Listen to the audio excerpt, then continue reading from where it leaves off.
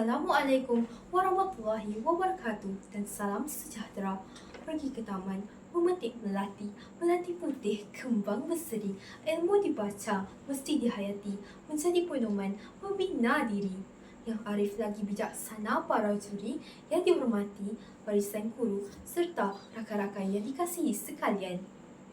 Saya, Nur Aina binti Muhammad Effendi, merupakan pelajar tingkatan 4 dari Sekolah Menengah Kebangsaan Dato' Abdul Rahman Anda, JEE 2045, amat berbesar hati untuk menyampaikan bicara buku pada hari ini.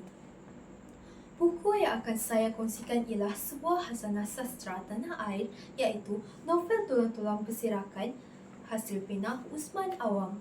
Novel ini berlatar belakangkan zaman darurat di tanah Melayu yang penuh dengan pergolakan, kekacauan dan penderitaan hidup. Keistimewaan novel ini terletak pada kejujuran penceritaannya kerana ini kisah lahir daripada kisah pernah susu penulis sendiri yang pernah berkhidmat sebagai anggota polis hutan. Setiap peristiwa bukan sekadar hayalan pena, tetapi rakaman sejarah yang mengalir bersama air mata rakyat. Buku ini mengisahkan tentang perjalanan sekumpulan anggota polis hutan yang diamanahkan untuk menjaga keamanan negeri Melaka.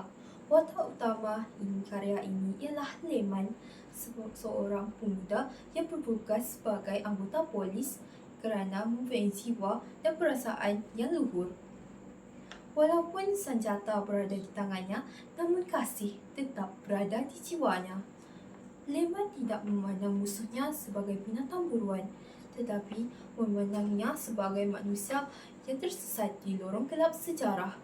Sifat kemanusiaan Leman inilah yang menjadikan novel ini bukan sekadar bacaan semata-mata, tetapi renungan kehidupan warga pembaca.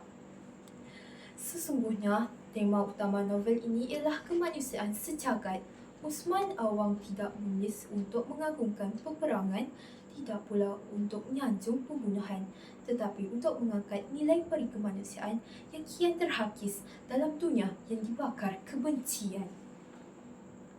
Antara kelebihan karya ini ialah: pertama, penceritaannya lahir daripada pengalaman sebenar menjadikan kesan hidup dan berjiwa. Kedua, penggunaan latar tempat sebenar di Melaka menjadikan suasana yang nyata dan rasa dekat di hati pembaca. Ketiga, bahasa yang digunakan indah, berlapik dan penuh makna. Pada pendapat saya yang kerdil ini, bahasa yang digunakan agak tinggi bagi pembaca muda dan penceritaan yang memerlukan tumpuan yang mendalam.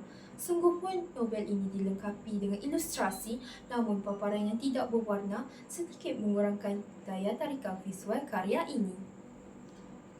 Sehubungan itu, saya menyarankan agar karya ini dibaca oleh generasi muda supaya mereka mengenal sejarah bangsanya dan mengerti harga sebuah keamanan.